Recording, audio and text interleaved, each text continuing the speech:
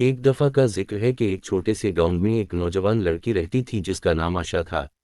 वो बहुत छोटी उम्र में यतीम हो गई थी और उसे अपनी खाला और चचा के साथ रहना पड़ा, जो खुद बहुत गरीब थे। आशा नरम दिल और मेहनती थी, लेकिन जिंदगी सख्त थी और इन्होंने अपने जिंदगी को पूरा करने के लिए बहुत जद्दोजहद की। एक दिन, जब आशा जंगल में लकड़ियां इकट्ठी कर रही थी, तो उसे एक खूबसूरत फूल देखा जो एक कांटेदार झाड़ी में फंसा हुआ था।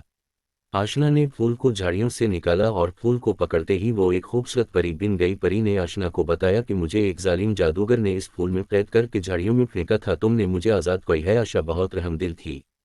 परी इसकी मेहरबानी पर शुक्रगुजार हुई। परी ने आशा को एक ख्वाहिश पेश की। आशा को बिल्कुल मालूम था कि वो क्या चाहती है। इसकी ख्वाहिश थी कि इसकी खाला और चचा के पास वो तमाम दौलतें हों जिनका वो ख्वाब भी देखते रहे हैं। परी को आशा की मासूमियत ने छुआ और परी ने उसकी ख्वाहिश पूरी कर दी।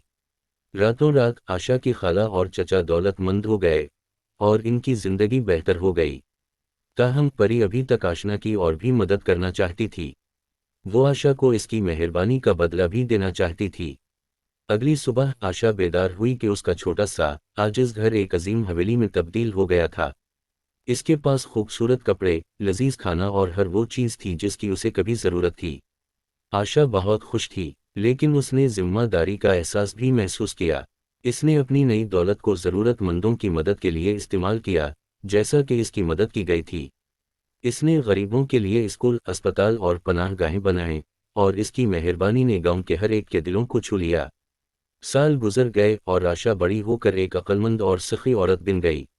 वो परी का तोहफा या एहसान का सबक कभी नहीं भूली जो उसने उसे सिखाया था। और यूं आशा की कहानी एक लेजेंड बन गई, जो दूसरों को मेहरबान और बेलौस बनने की तरगीब देती है। बिल्कुल उसी तरह जो एक परियों की मदद से अमीर बन गई थी, आशना अपनी जिंदगी में बहुत खुश थी।